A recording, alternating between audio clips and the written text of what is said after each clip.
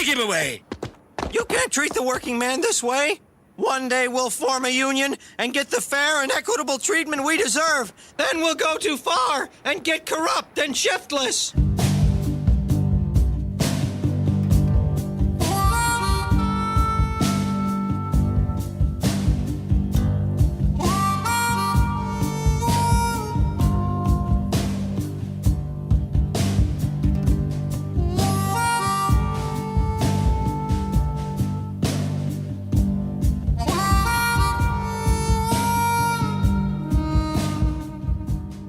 Hey everybody, and welcome back to What the Hell Happened to Them? Jack Attacks the Cast. That's right, this season, Jack Nicholson. I am your host, Patrick Skeyhill, and joining me on the line is a man who's tough on crime, but gentle on carpet, Joe Vekeman. I gotta steam those carpets. And on the audio boards is Lev Van Rensselaer, reminding me to remind you that you can email the cast with whathappenedtothemcast@gmail.com. And our sponsor this week is Scarcophagus. Tired of unsightly scars covering your body? Then try our patented gold-plated grafts to give your deformities... to turn your deformities into wee-formities. That doesn't make... You tried to sell it. You tried it. They didn't really give you much to work with there. All right, yes. Scarcophagus. Available now. All right, Joe. What movie are we doing this week? We watched... 1992, Danny DeVito directed Hoffa.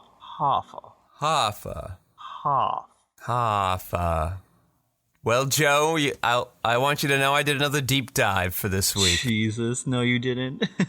Did you watch The Irishman again? I watched The Irishman again. You son of a bitch! I love you!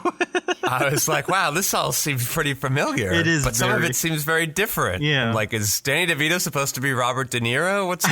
So I watched that again. But then I watched another. Oh, my God. Another one. All right, so we've got... Who's playing Jimmy Hoffa? We've got Jack Nicholson. We've got Al Pacino. Now, what if I told you that in 1983's TV movie... Oh, my God. On Fox, we got Blood Feud. Who do you think would be playing? Who do you think's in their ilk in the early 80s? Who do you think was that leading man type guy? Blood. I'm looking it up right now, but I'm not going to... Don't look it up. Just guess. Just give me a guess, and I'll tell 83? you. 83? Leading man style. Who do you think could be this guy? Richard Dreyfuss. What? Did you say Robert Blake? Then you'd be right. What? The bad guy from Lost Highway? Yeah, he plays Jimmy Hoffa. I mean, I really tried with Dreyfuss there. He was very old by then, even though he was still young. So, yeah, the Irishman's about Blake. this Wow. bodyguard to Hoffa, and Hoffa being sort of an asshole to the mob. It's like a back door of the Hoffa movie with Jack Nicholson. Whereas Blood Feud it's just 3.5, it's basically the length of The Irishman. Between Robert Blake, Jimmy Hoffa, and Bobby Kennedy, and just like their years of struggle against each other. Oh my God. I don't remember who played... Cotter Smith. Bobby Kennedy. Yeah, I never heard of we him got or Brian the Jack Dennehy, Kennedy guy. You got Danny Aiello, Lance Henriksen. You've got Ernest Borgnine playing J. Edgar Hoover. Hey, Seymour Cassell. I always like to see him. He's a Cassavetes guy. Danny Aiello, I thought was playing the Ray Romano role from The Irishman, but then I thought maybe he's playing the Fitz role, the guy who steals the Union from Jimmy Hoffa, but then his character's name came up in the credits, and I have never heard of that person, so I don't know. I don't know who he was playing in that movie. He really did feel like the Ray Romano character. I can't believe you watched 2 other Hoffa movies. I watched I watched almost 10 hours worth of Hoffa movies this week. Hell, what's wrong with you? Well, because... Here's the deal. Yeah? Is this Danny DeVito's first time directing? No. Why would you think that? I don't know, because You're going to ask me right now? I'm going to find out. So, 87, he directed... In 1987, he directed Throw Mama from the Train, where he co-starred with Billy Crystal, and Anne Ramsey is Said Mama. All right, I've not heard of this film. Oh, I watched it a couple years ago. It's fine. Then in 1989, he had The War of the Roses. Ever heard of it? Oh, Michael I guess I Douglas, didn't know Kathleen Turner. He did that. Yeah, he Seems also an odd one for him. co-stars in it. Then I think it's Hoffa. And then Matilda. So he had a TV movie. Are we counting that? I could count that. Okay, Yeah. so that's his first feature then that he directed, called The Ratings Game, which is about a New Jersey trucker creates a hit TV show with the help from his girlfriend in the ratings business. It stars Danny DeVito and Rhea Perlman. Oh, so he would be a teamster in that movie too, huh? I guess he would. Anyway, the movie felt really over-directed. Oh, that's his thing, though. If you watch The War of the Roses, that's his thing. Nah, I feel like Okay. that's his move. Just trying too hard. Like he comes up with really elaborate shots. And sometimes they worked, but a lot of times it was like just prison bars closing I know. over the previous scene. Or it's like, oh wait, somebody's betraying us in this courtroom, and they look over and what Dewey Cox like fades out of view. And Dewey Cox. No, it was I could tell he was trying really hard to match shots, because there was a scene he's driving a car and you could see the shadow of his... Yeah, his head is like moving in the direction, and then it becomes his shadow of him walking. Yeah. That one was fine, but those two I listed were particularly egregious. There's a shot of him cracking an egg, and then all of a sudden it shows Danny DeVito's face smiling. So yeah, so that was all had a big flourish, and then it felt like some of that flourish ended up in the script too. Mm-hmm. And then he dies in this ridiculously overly complicated plan at the end of the film, and I'm like, that's not how it happened in The Irishman. I know, that's exactly what I said. I'm like, I remember this diner, but it didn't happen there. Yeah, so, like, which one do I... And then I found out they also had this Blood Feud movie, so I'm like, all right, maybe between the three, like, with my Watergate... I'm not going on a Hoffa watch, but I just... I didn't think so. If I watch all the different versions of it, maybe I kind of get the gist of what actually might have happened.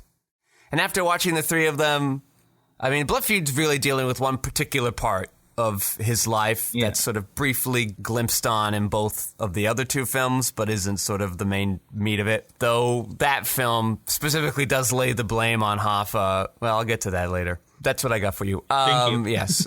But all three films admit he was last seen at a diner, and no one knows for real what happened then. Is Frank Sheeran's word now taken as gospel that he wrote this book? Is that what everybody officially says happens, or like can they prove it? I mean, because Martin Scorsese is my gospel, that's what I go by. Okay, that's fine. The specific truth doesn't matter anyway. It's the larger things that we'll get into. But so this movie starts, and I go, okay, it's 92. We're kind of rebelling against Reagan 80s, so we're like gonna make this pro-union guy movie. I say, okay. And then like 15 minutes in, Jack Nicholson blows up a laundromat that won't turn union, and I go, okay, I don't know. Ultimately at the end, is the movie pro-union or anti-union? I can't tell. I couldn't tell either. I was like, is Jimmy Hoffa a good guy or a bad guy? Not knowing like a lot of history, but I'm just like, what is up with him? Well, and ultimately, I guess I can applaud Danny DeVito for trying. He does. Clearly, he wants us to like Jimmy Hoffa by the end of the film, I think, because of this really long, drawn-out death scene. It's like Bonnie and Clyde. And I go, okay, this is like a tragedy then. Like this nice guy got kind of taken in by a mob system that he helped accidentally empower. But then, as the car is getting lodged into the truck and then, like, brought to some unknown place, really triumphant music, like, plays. I know. So I go, okay, we are glad that he's dead. He and Danny DeVito are dead. I agree. The music is so strange. Yeah. Other than some odd directorial choices, it does seem Danny DeVito ultimately wanted to sort of not... I don't know. I don't know. I guess it does feel like 80% of the time he wants us to like Jimmy Hoffa, but then 20% he's like, oh, okay, yeah, he did these things too. It's not ideal. And there are certain things that this movie doesn't bring up, like jury tampering and other unsightly things that Jimmy Hoffa did that The Irishman and Blood Feud bring up. Blood Feud specifically wants Jimmy Hoffa to be the villain, but it makes sense. It's 1983. Reagan's fresh in power. Big business is booming. Unions are bad.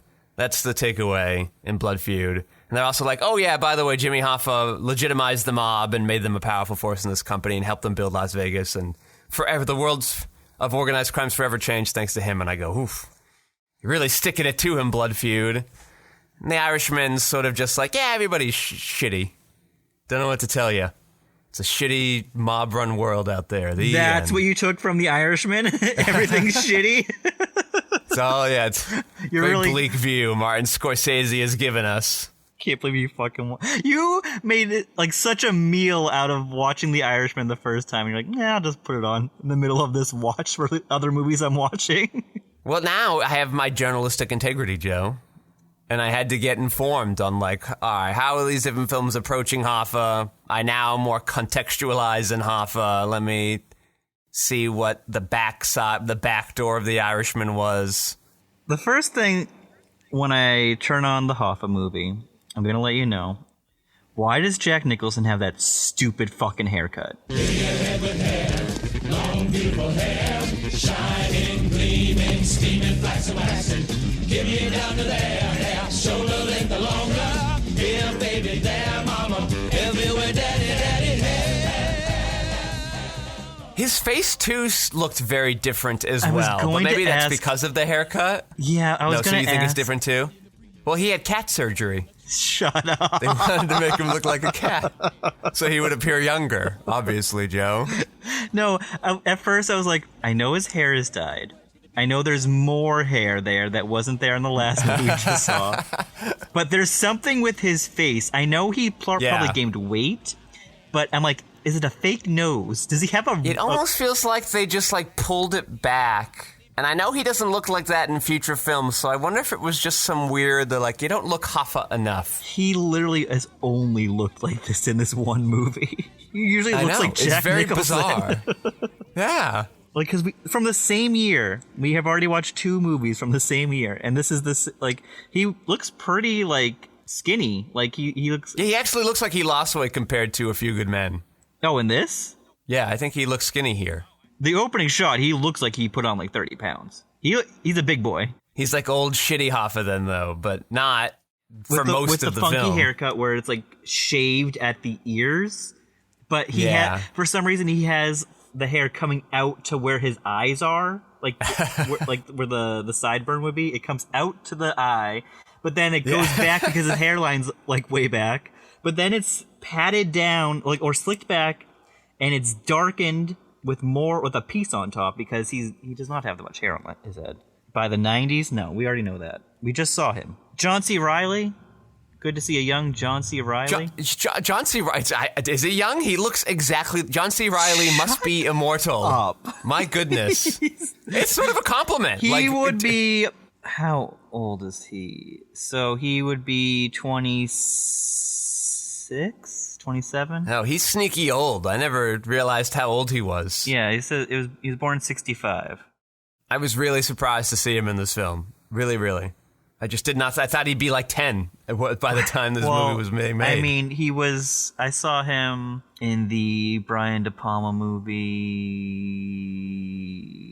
Casualties of War, which is Casualties of War 3 years before this, and he looks like a baby. And I'm like on board with you. I'm like, he looks like John C. Reilly in this. He looks like John C. Which is like good for him. Apparently, if he's found the fountain of youth, like ride it out, man. Every time he comes in for a line, I feel like he gets pushed away right when he's going to start to talk. I'm like, is this just getting him ready for movies that are bigger? Because it's just like, they won't give him a full scene. He's always like, he gets one like line of exposition and then he gets pushed away, or he doesn't even get to say the line and he gets pushed away. He's basically just there to set up that he's going to turn on Hoffa, which did happen in the Blood Feud movie, but the guy's name was different. Who played Bobby Kennedy in this movie? It wasn't like anybody I knew. Oh my God, Tim Burton plays a corpse in this movie. Oh, man. And Jon Favreau. Just wanted to have a little fun. Yeah, well, yeah.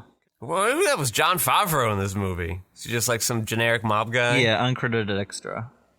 Yeah, okay. He looked, I mean, I'm not trying to be mean. He looked like a nobody. They're like, who can do the voice? Kevin Anderson. Okay. Kevin Nealon? No, Kevin Anderson. Nah, right. We've actually covered a movie of his. Oh, which one? 2 movies for the Julia Roberts series. He was in, guess which 2 Julia Roberts movies? You'll never guess them. Satisfaction. Close. Blood Red. I mean, you're at the right era, and then there's one on Mystic Pizza. Sleeping with the Enemy, and do you want to take a guess at the second one? The Ant Bully. It's like you're so close to the right one, but you're like just not there. Charlotte's Web. That's right, Charlotte's Web and Sleeping with the Enemy. That's where we've seen him before. Well, I certainly don't know who he was in either of those films. I mean, he's third billed in Sleeping with the Enemy.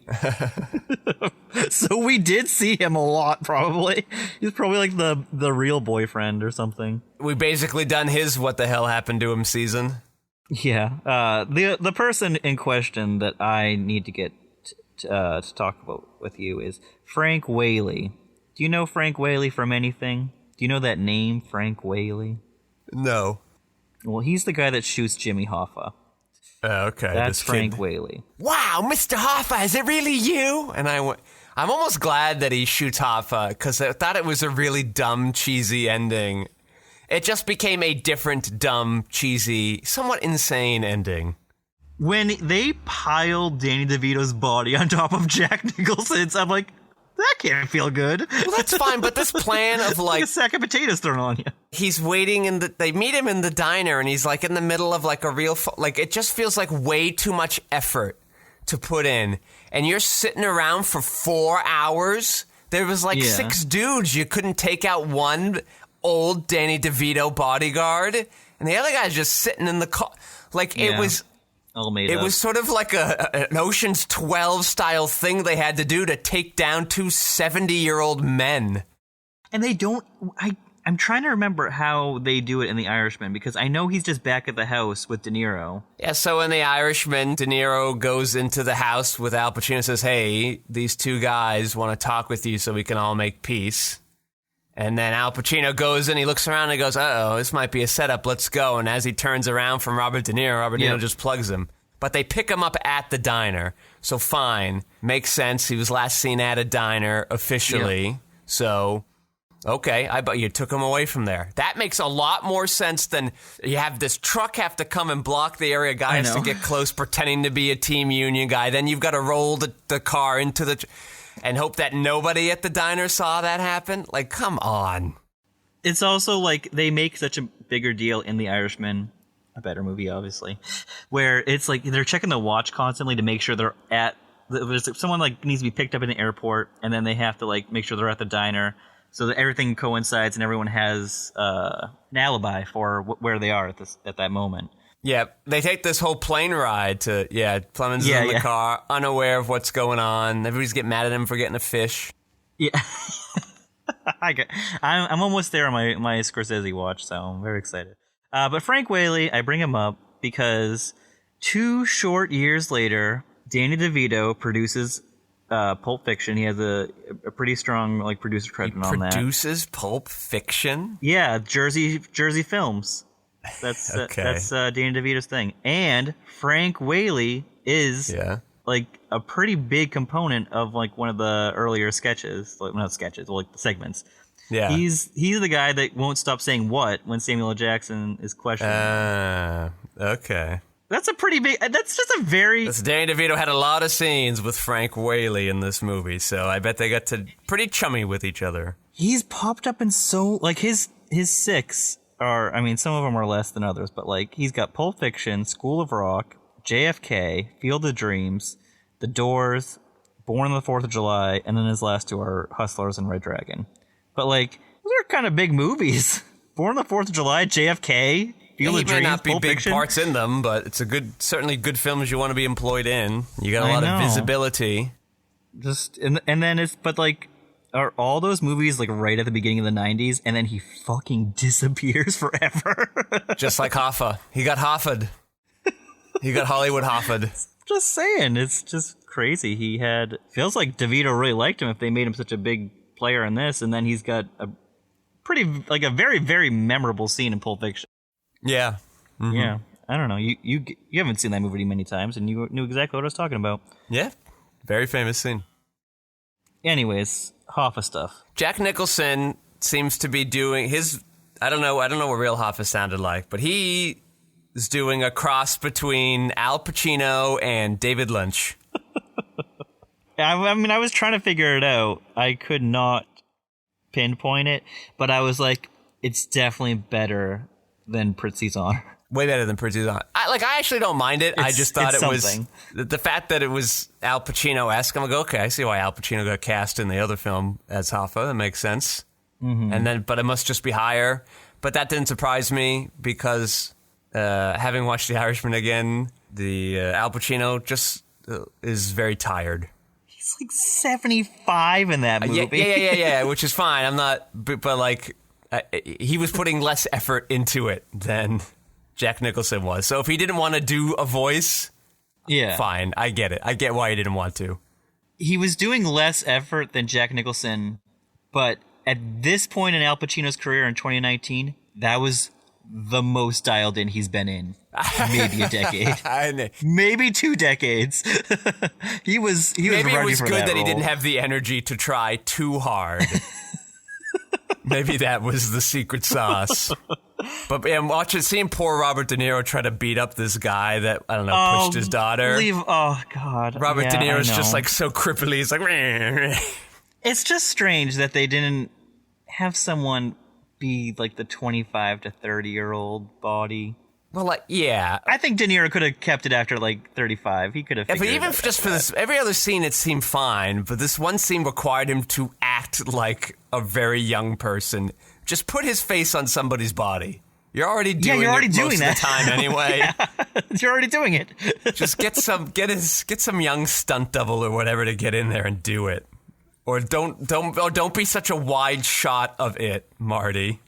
So where do you want to go to next in this movie? Because there's so much ridiculous things to talk about. Like, who wrote the Hoffa movie? Do you see that?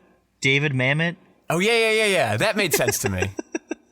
It didn't have a lot of his great Mamet rhythm things, but big sweeping epic thing. I go, all right, fine. This is like maybe 6 or 8 months before Glenn Ross. Yeah. Which is like the Mamet movie, I feel like. I've read a story once where Mamet was he called up his agent and he's like, hey, listen, what do you think if we can get this play made into a film? And they're like, why that? What, that? Nobody liked that play. What is this really about, David Mamet? Mamet's like, well, I saw this vacation home in upstate New York. I wanted to try and buy it. Of course. What I found interesting was, while we're talking about directorial flourishes, how could we forget the shout out to Citizen Kane, where we have mirrors upon mirrors of Danny DeVito. I don't even think it was like, in the bathroom, was it? When he's like, you better turn on Hoffa.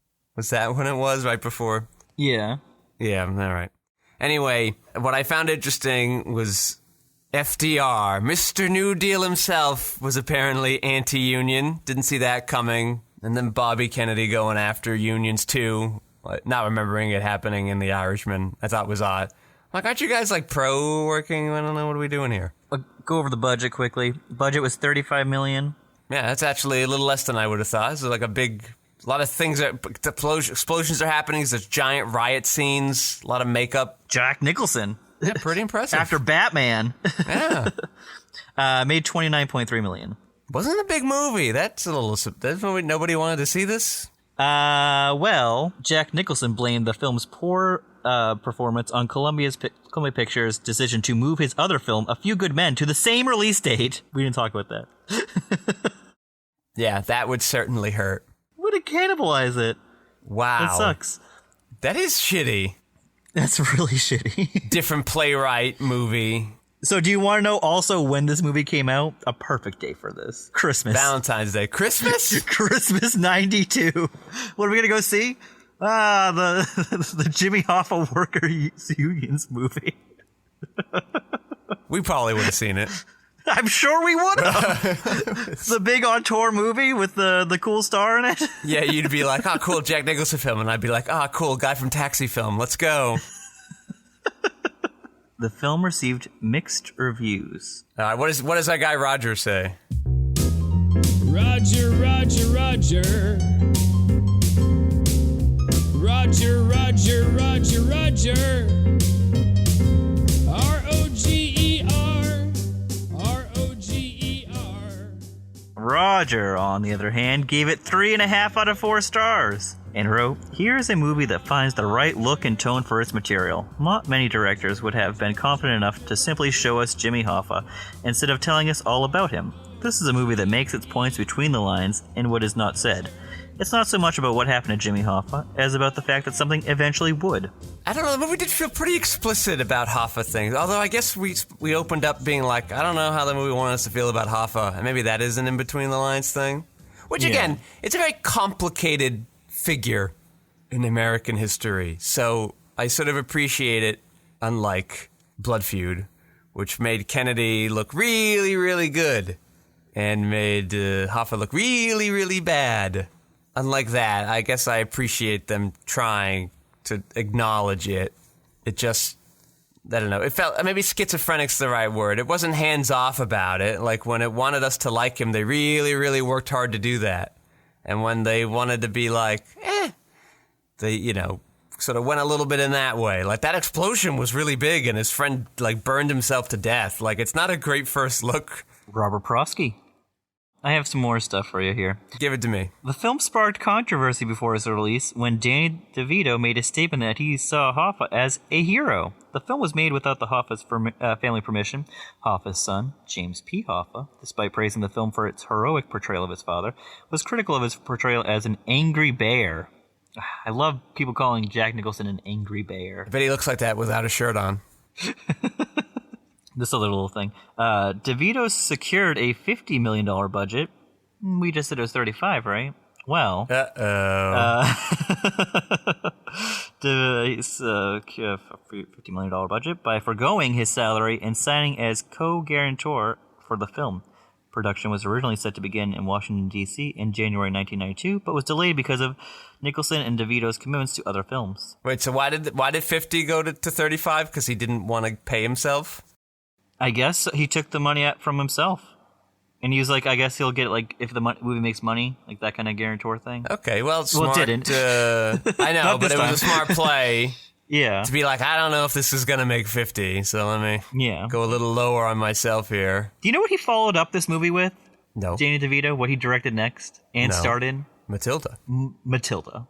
Yeah. Followed up Hoffa with Matilda. Which I believe was a big hit, right? It had to be a big hit. That movie did very well, I think. I saw it many, many years ago in the theater. I saw it in the theater in a theater that no longer exists. I'm going to break your heart. $36 million budget, $33 million box office. I guess just kids liked it. That's all. I guess me and my sister and you were the only people going to see that movie. Yeah. That's a shame. I feel like that movie still has a cultural footprint to some degree for the kids, so I bet it has made money enough since then. Yeah, I mean, it's got great reviews. I'm looking at it right now. I thought that was his most loved movie besides The War of the Roses. You got other stuff you want to talk about? We get a little Watergate connection. Ooh. Because Jack Nicholson Hoffa gets let out of prison by Fitz doing a deal with the Nixon campaign via Chuck Colson, famous head of the Dirty Tricks division via White House plumbers in Watergate. There's a little Watergate tie-in, too, in The Irishman, where I have breaking news. I have one breaking news.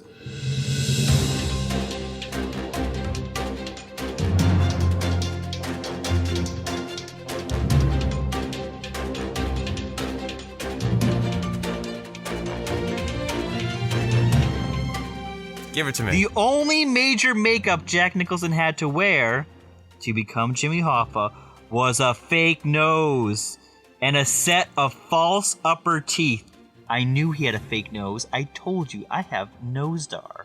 You did. The nose didn't feel like enough to make his face look that different, but the teeth would. Yeah. All right, I'm sorry to interrupt And I you. bet it helped him get those little Lynchian tones. Yeah. Yes, so Robert De Niro delivers like a truck of supplies, we'll say, to a man Joe Pesci calls only Hunt. And I go, that's Howard Hunt. He's doing the Bay of Pig stuff here. This is what this is all for. This is crazy. And then also Al Pacino in the movie watches John Dean testimony of Watergate and is like, wow, look at his wife Modine. She's a babe. Some little Watergate tie-ins there. In The Irishman, Hoffa is allowed to run for office again, but the mob doesn't want him to. Because in the Hoffa movie, Fitz is like a backstabby kind of betrayal guy, but in The Irishman, he's like some kind of schlemp. I don't know what word I'm trying to go for. He's a schmuck. Just schmuck. You know, and the mob is just taking advantage of him because they put the fear of God in him, and the guy just sort of backed down and wrote all their loans. The Irishman makes a nod to the diner. Is the last time we see Hoffa, though it obviously doesn't happen there. We had a lot to talk about. It's a weird movie. It's a long movie. So, speaking of Watergate, let's go into a Watergate watch, Joe. Watergate, oh, Watergate. Watch. Oh, give it to me. What's going on with those plumbers? Yep, so it's episode 5, the final episode of the White House Plumbers. I know it's been a while, dear listeners, since we last spoke, episode 4, but here we are. Howard Hunt's wife has died in the plane crash, which they really lean into. They really go hard on the conspiracy theory of it. Not so much saying it's true or false, but a lot of their characters do think it's happening. Even Howard Hunt himself is like, was it a conspiracy? But I will say the one compelling argument the show made in support of it is that the Undersecretary of Transportation is the person that handles the investigations of all plane crashes. And the person who, just before this plane crash happened, was appointed to Undersecretary, Bud Krogh, the original head of the White House Plumbers.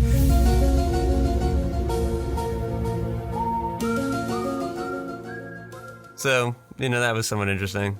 Liddy eating the rat story comes up again. Liddy's all too happy to tell that at the funeral of Howard Hunt's wife.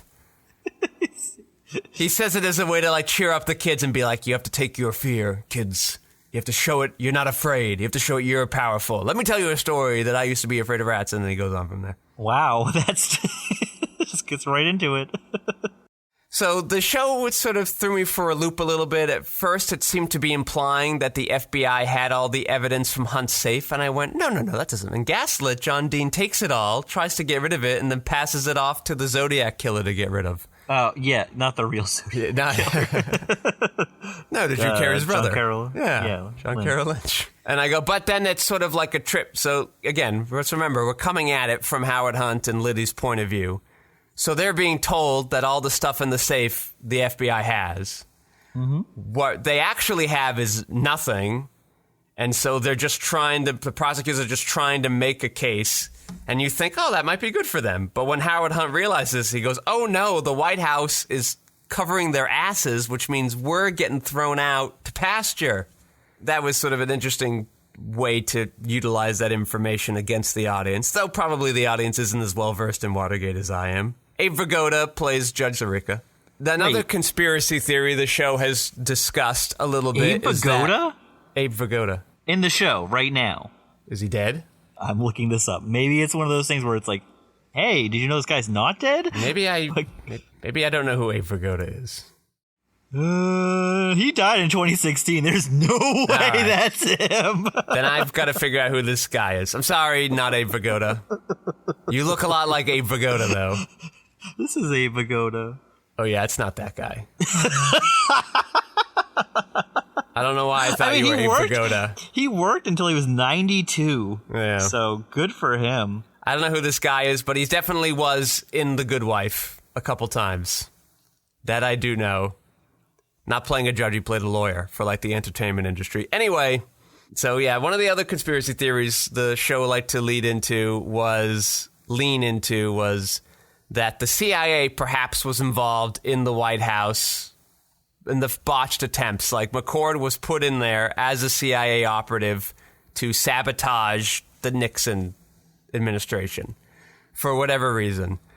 And it really hints at it when McCord, you may remember in Gaslit, he gives a letter to Sirica and be like, hey, I think the burglars aren't telling you everything. There's strong pressure being put on us. Blah, blah, blah. Did you mean F. Murray Abraham? Yes. I knew exactly what you were talking about. Yeah. Okay, My bad. Sorry. My bad, F. Anyway, so in this one, he has the usual stuff he said, and then at the end, he's like, oh, by the way, the CIA definitely was not involved in any way. No CIA involvement occurred at all.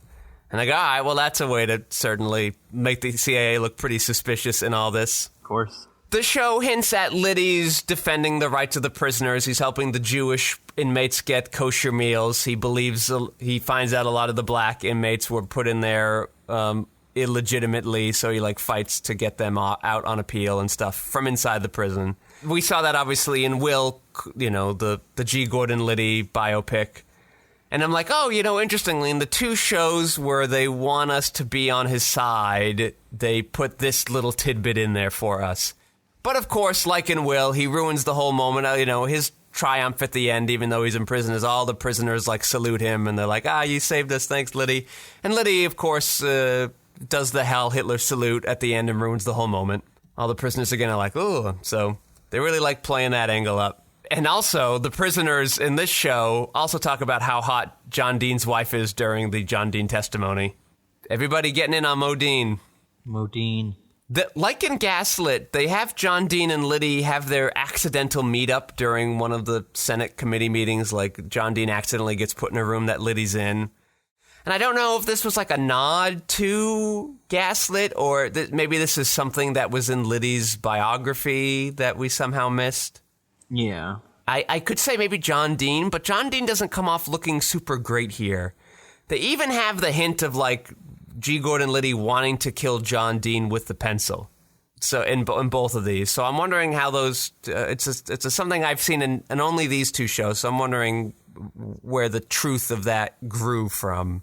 They even have John Dean talking. They're showing off, and they're like, yep, these two guys got locked in prison forever. But look, John Dean over here is now on a talk show circuit, and he's giving a speech at Brown. And while he's going to the podium at Brown, this stage manager lady's talking to him, and he's trying to show off, and he's like, oh, by the way, yes, they're turning my biography into a miniseries. I hear Martin Sheen's gonna play him. And I go, you're talking about Blind Ambition. I watched that.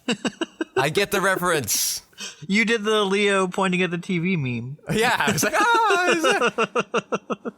like, for some reason, the show ends with MacArthur's Park song. Remember that weird disco song? They ended with that. Yeah. I'm not sure what the relevance was of it. It just is Howard Hunt's in a different...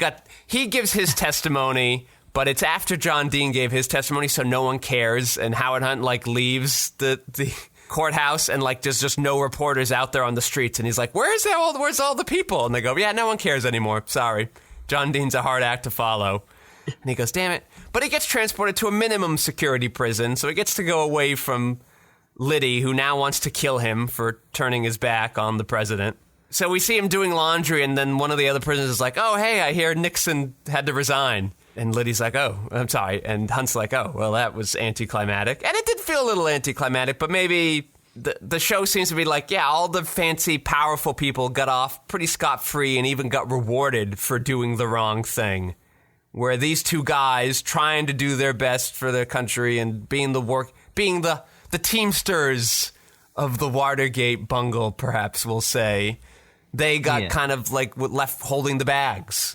Howard Hunt, they got their sentences commuted for good behavior, but mostly thanks to Jimmy Carter for some reason. So they were in there, though, for a number of years. John Dean did no jail time. Richard Nixon was never charged with anything. Everybody else kind of went to country clubs, but they all went for non-Watergate things. Ehrlichman goes to prison, not for Watergate, but for the Ellsberg burglaries. So overall, it was okay. It was fine. Not much of a standout. It didn't really seem to know how to end. All right, and real quick before we sign out, Joe, we got to do some rock watching. I was a rock watcher.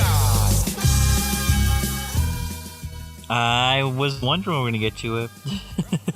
Here we go. Kalu Kalei, we're free. Young Rock, after 3 seasons, has been mercifully canceled. Ooh, boy. That is a hallelujah. It's not overly surprising. The show was always on the bubble. Maybe the lean years. I remember you saying that. Yeah, maybe the COVID years helped it get more seasons than it normally would have. But we're done. We're out. And, as soon as it was canceled, like 3 people came and sent me the message. They're like, hey, I know you have to deal with another Rock, Fast and Furious film, but here you go. So another bad loss for Dwayne Johnson. Back to Hoffa. The show obviously does not pass the Bechdel test. Never thought it would.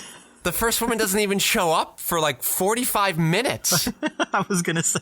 It takes a long time. I don't even remember a woman being in this movie except for, like, the woman who played his wife. There's his wife, but, like, right before that scene, there's just some random, I don't know, factory worker lady with her kid right before the riot breaks out. And I go, why are you here and why are we doing this scene? And she never really came up again. So I don't know what the point of that was. Oh! Jack Nicholson's daughter. Yeah, you don't know. Daughter. I'm going to say daughter. I'm going with daughter. I had it before. I'm going to say daughter. I'm just saying, fuck it. It was his daughter. Plays a nurse in this movie. Yep, there you go. There's some facts for you. Some kind of facts. I don't know if it's his daughter. All right, well, let's go to Last Looks, Joe. Last Looks? You know what this town needs? It needs an enema. Little Batman. Yeah. I liked it. I didn't love it. I thought it was fine. Nicholson finally figures out an accent for a historical character that I'm like, oh, that's fine. Yeah. I don't know. I think it's really shitty of the studio to put this movie out the same day as his other, much more likely to be a favorite among moviegoers. This is a homework movie, and the movie that came out opposite of it is A Few Good Men, and that movie is a crowd pleaser, like to the T.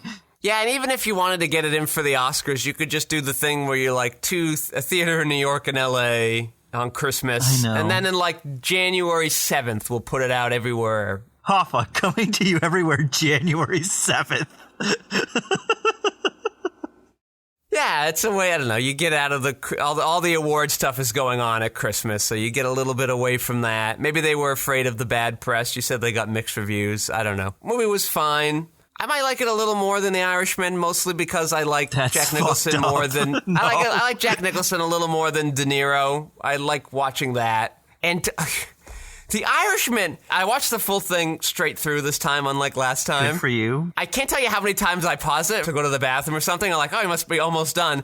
And I'm like, an hour left, 70 minutes left. They're about to kill Hoffa. How did you have 70 minutes left of the second? I'm kidding. Yeah. And then, they kill Hoffa and there's still 50 minutes left. And I go, well, I don't remember what happened after this. And it's just like, oh, here's how all the old people died. And I go, okay. The movie takes 45 minutes to get to the second act. I just like, the movie's so what the movie long. is about, though. The second half is what the movie's really about. When you see De Niro losing all of his friends and he's just kind of in that old age home. Like, I know it's 50 minutes, but they really do kind of like brush through it somehow. Yeah. Somehow the 50 minutes like feels too quick. The movie's got a lot of pacing issues and like a weird aside it takes while Hoffa's in prison. That's not to say why I like Hoffa. Not that Hoffa's a greatly written script either. Jack Nicholson can keep my attention a lot more than old man Robert De Niro can at the moment.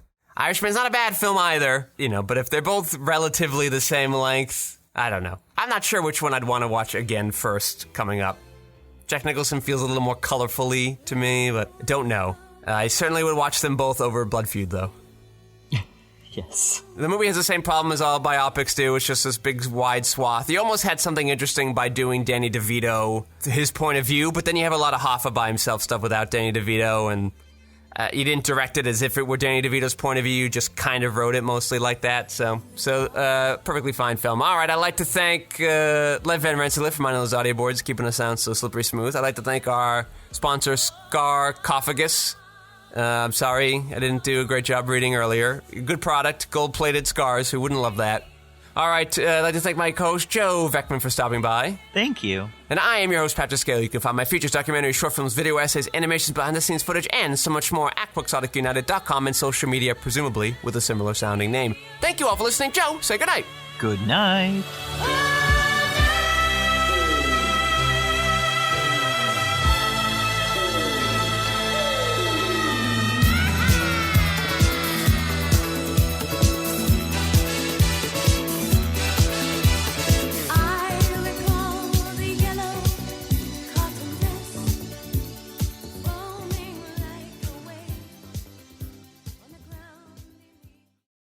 A few good men. A few. A few good men. A handful. Yes. Not many. Yeah, less than a dozen. Less than a dirty dozen. What is a dirty dozen? I know what a baker's dozen is. 11. Is it just... It's 11. Oh, okay. I don't know. That would make sense, right? There's a new Disney Pixar movie called Elio. Elio's Pizza? You took my joke, you asshole. Woo! Only in theaters in 2024. But guess what? The trailer will be out in 2 hours and 32 minutes. So exciting. Why do they have a countdown? Who cares? Who exactly? Did you say this was a Pixar film? This is a Disney Pixar film. Well, that's why. They got the fanboys, like Grant. Yeah. Well, as you saw, I guess you wouldn't know for sure, but I did see Workmeister Harmonies this week in the theater. Which I did not think would happen ever. Yeah, when is... Who's doing that rep screening? A psycho? But let me say, two things kind of restored my faith in the movie going public. One, there was a lot more people there than I thought. Interesting. Well, you're in... Yeah. Yeah, but more importantly, when the movie ended and the credits came up, everybody stayed. There were no people. People abruptly getting up to leave, and they're like, "Oh, thank God, this is over." Everybody just hung out in the wake of the emotional journey. It makes me think that there are either people who were there to see that movie for the first time, or there are people there, like you, seeing it because they've been waiting to see it in a theater for so long. I'm like, I don't think anybody's there till like on a date, the first day, like, okay, well, I guess we'll see this new... What's this? This new Bellatar film from 23 years ago. Werberg Mama. I don't know, but I mean, the wine was fine. Yeah.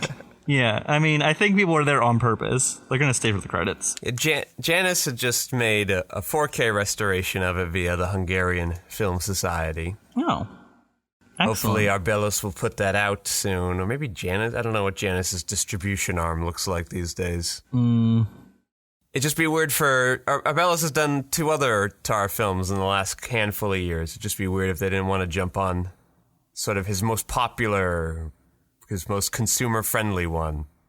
Yeah, what is it called? Workmeister Harmonies, you fool. It's in your favorites. Yes, sure is. Workmeister's Harmony. Workmeister Harmonies. I just want to say it correctly. I don't want to keep botching it. Workmeister it's in my watch list. A new home viewable version would be nice because the DVD I have is terrible. Yeah, it's actually short for a Bellatar movie. I know. Very consumer friendly. The DVD I have is terrible, and I ordered one once many years ago, and it came, and it was like just a data disc. You couldn't put it in a DVD player and get it to work. And I went, oh no, but I put it in a computer, and then like the data of the thing is still on there, and I could play it from within the disc. Oh. But I couldn't it didn't have like any interactive ability to manipulate it outside of clicking on the actual movie file and getting it to play in like Windows Media or whatever. So then I emailed them. I was like, hey, you jerks.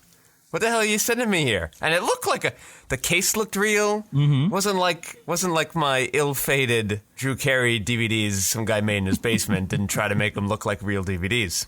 This was like a real DVD company, Facets Video, I think they're called, and the disc looked real and it had the proper labeling on it. And so I'm like, what's going on there, guys? And they go, must have been a bad batch. Sorry, we'll send you a new one. And that one does work like a DVD, but my goodness, it must be, I don't know, a 480p scan or something. That sucks.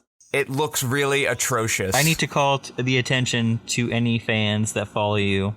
I'm letting you know too, because maybe I'm wrong.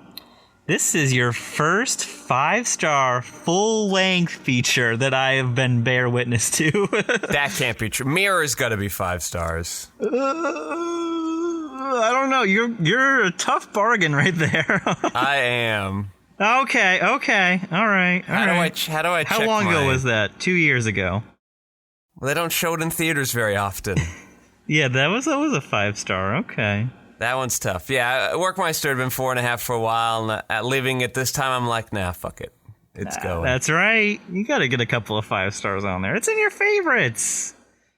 How do I search by stars? Am I able to do that? I don't think so. Actually, that should be a feature they should add. That'd be nice to know how many 5-star movies I've rated. I know on the ratings, I can sort by highest first. Workmeister Harmonies. Mm-hmm. The TV show that I count as a miniseries, Fully Cooley. Mirror. It's Such a Beautiful Day. That's technically a feature-length film. Okay. A Ghost Story. It's fair not to, if you don't want to bring in the Philip Glass opera Akhenaten that was screened by the Met live into theaters. That's fine. You don't have to add that one. Death to the Tin Man's a short film. Mm-hmm. Man, I watch Mirror a lot. Upstream Color. Mm-hmm. You know, that one? Yes. Yeah, okay. It is tough to get the 5 stars. So 1, 2... It's tough to get the 5. 3, 4, 5. 5 5-star movies. Not short films, not operas, not TV miniseries. I know. If you go on my letterbox, you'd be like, Jesus Christ, this guy hands out 5 stars like they're going out of style. Hey, you're a star slut. It's okay. I apparently watch Mulholland Drive a lot, too. Hey, we're watching good movies. Listen, I give a lot of... at some point, Akhenaten was 4.5, and I went, nope, it's going up. I do have a lot of 4.5-star films, though. There are a lot of really great films that almost cross the barrier. Yeah, with me, I like them. I like most of them. But I will take a shit on certain movies. Yeah, you should.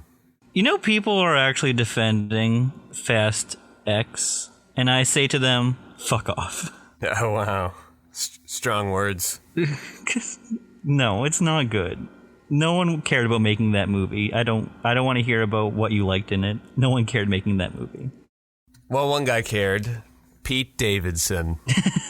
No, I really think he didn't care about that movie. Hollywood's most annoying, apparently eligible bachelor.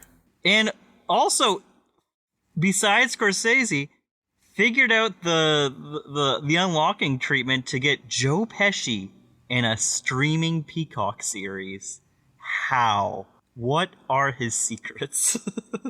Listen, streaming things are prestige now, Joe. Joe Pesci was retired for like 13 or 15 years at one point because he did that De Niro movie, and then he didn't do anything till Irishman. The War on Grandpa. No, that's De Niro. Yeah. What'd you say? Isn't that what we said? Yeah, but he got him to do. He did that one De Niro thing. The Good there you Shepherd. Go. All right. You ready to talk some Hoffa? Yeah, we can talk Hoff. Hoff?